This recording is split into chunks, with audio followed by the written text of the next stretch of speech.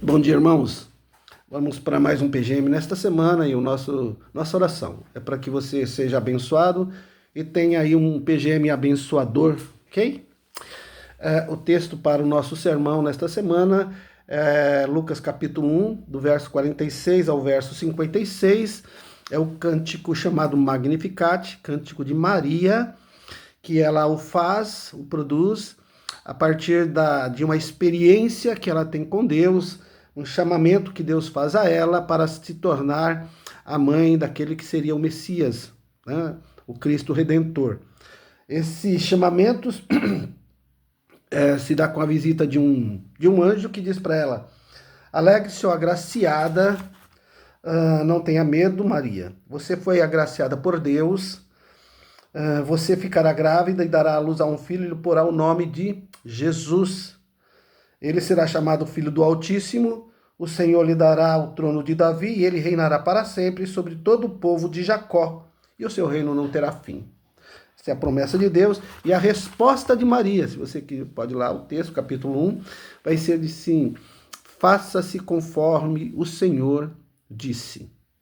Ela se coloca, né, positivamente ao chamamento. Ela se coloca para servir ao Senhor. Ela não, apesar da situação, da qual ela não sabe as consequências ainda de tudo isso, mas ela fala: seja feita a tua vontade. Bem, bom, o cântico ele tem algo que eu gostaria de pensar com vocês, porque ele traz nas suas expressões o desenvolvimento de atributos relacionados à pessoa de Deus. É um cântico que expressa esse Deus e os seus atributos de uma maneira assim maravilhosa. Maria, à medida que vai cantando, ela vai expondo Deus os seus atributos mais poderosos. E ela começa dizendo assim: minha alma engrandece ao Senhor. O significado do nome Magnificat é engrandecer. E engrandecer necessariamente a Deus. E à medida que ela vai expressando este cântico, ela vai engrandecendo a Deus, expondo para nós a ideia de um Deus, por exemplo, grandioso. Um Deus maravilhoso, um Deus que na sua grandeza, olha para ela com misericórdia, com amor, com carinho, escolhe ela, né, para participar desse projeto redentivo para com toda a humanidade. Né? Então pensam bem, é um Deus que com amor eterno chama ela, coloca ela como instrumento especial para realizar uma obra tão grandiosa sobre esta existência. E ela vai tecendo, ela vai dizendo: esse Deus que é grandioso é o meu Deus Redentor. Porque ela completa a frase dizendo: o meu espírito se alegra em Deus, o meu Salvador, o meu Redentor. É o meu Deus que me salva, é o Deus que me redime, é o Deus que me perdoa, é o Deus que me liberta, é o Deus que realiza obras de salvação na minha vida. Pensa bem, né? É algo gostoso de poder a gente ouvir a expressão de um Deus que é grandioso, de um Deus que é salvador, que é redentor da minha vida. E ele tem uma maneira, ela tem uma maneira muito especial de dizendo, né, sobre a grandeza deste Deus. É este Deus, querido, que diante da rendição dela, se coloca para servir, marca a vida dela, sobre toda a história humana, como uma mulher bem-aventurada, né? Ela vai ser a mãe daquela promessa de Gênesis 3,15, que diz assim, quando, né, a serpente, o juízo sobre a serpente por parte de Deus, que diz assim: porém, inimizade entre você e a mulher, e a sua descendência e o seu descendente dela. Este te ferirá a cabeça e você ferirá o seu calcanhar. É isso aí. Jesus veio para pisar na cabeça de Satanás, ainda que Satanás vai ferir o seu calcanhar, ou seja, a morte de cruz. A ideia é de que essa mulher, irmãos, ela vai se tornar um projeto redentivo desde lá de Gênesis 3,15, preparando todo um povo, e dentro de um povo, Maria para que ela pudesse ser a mãe de Jesus Cristo. Veja um Deus maravilhoso e coloca essa mulher em evidência dentro da história. Deus grandioso, não há como não dizer que esse Deus é maravilhoso, é um Deus grandioso, é um Deus redentor, é um Deus abençoador. Ela continua dizendo algumas coisas importantes, porque ela vai também dizer sobre a soberania desse Deus sobre os seus servos, né?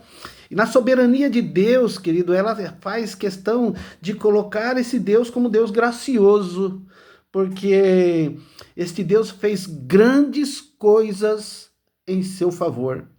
Quando ela fala o termo favor, queridos, ela está trazendo a ideia de graça, porque o favor de Deus é algo gracioso para nós, porque nós não merecemos seus favores, nós não merecemos nada que Ele possa nos dar, né? Estamos mortos, totalmente distantes dEle, não temos uma vida centrada na Sua presença, não temos nada que possa gerar a este Deus alguma coisa que o glorifique, mas Ele nos chama, Ele nos capacita e Ele faz grandes obras em nosso favor, sem a gente merecer.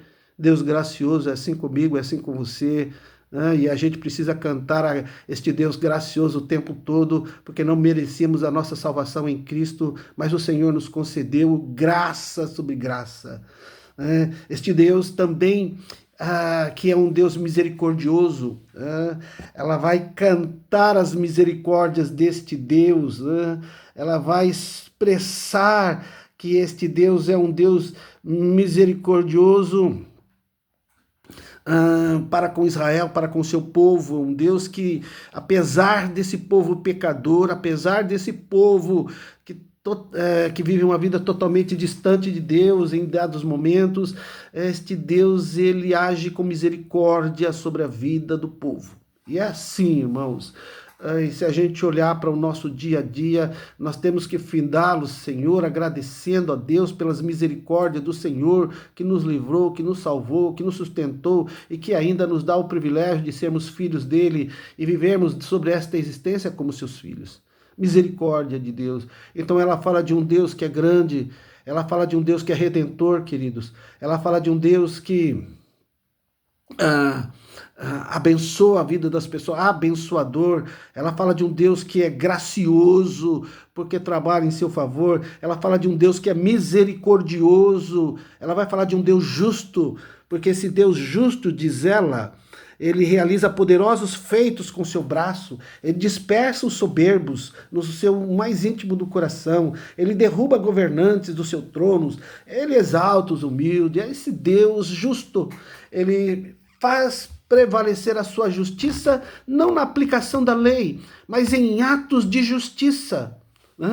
É um Deus que age com justiça no meio da humanidade. Ainda assim, a justiça de Deus ela pode ser experimentada, percebida, vivenciada diante desta existência, ok? Porque Ele é um Deus o caráter é de um Deus justo. O salmista diz que Ele é justo no julgar e Ele é puro no falar. Amém? Ela vai terminar trabalhando a ideia desse Deus, que é um Deus que nos honra com a sua fidelidade. É um Deus fiel, né? Ela diz assim: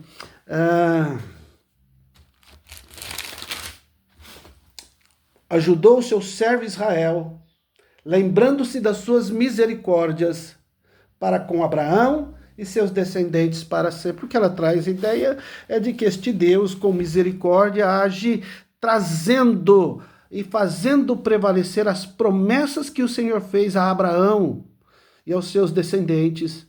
Porque Deus ele vem cumprindo durante a história humana todas as promessas que ora ele expressou a Abraão e a todos os descendentes de Abraão. O Senhor vem ministrando e cumprindo as suas promessas sobre esta existência, fazendo, colocando assim de forma em relevo a sua fidelidade. Olha então, irmãos, olha, é um Deus grandioso, é um Deus redentor, é um Deus gracioso, é um Deus misericordioso, é um Deus bondoso, é um Deus, querido, justo, é um Deus fiel. Né? É um cântico que ele exalta a grandeza do nosso Deus e que nós possamos aprender, cantar as grandezas de Deus sobre esta existência, para que o mundo saiba que somos do Senhor e para Ele vivemos, ok? Que Deus abençoe, que esse Deus grandioso, poderoso, soberano, gracioso, esse Deus justo, Ele possa ser adorado e glorificado através da sua vida, na sua maneira de viver sobre esta existência. Em nome de Jesus, oramos agradecidos. Que Deus te abençoe em nome de Jesus.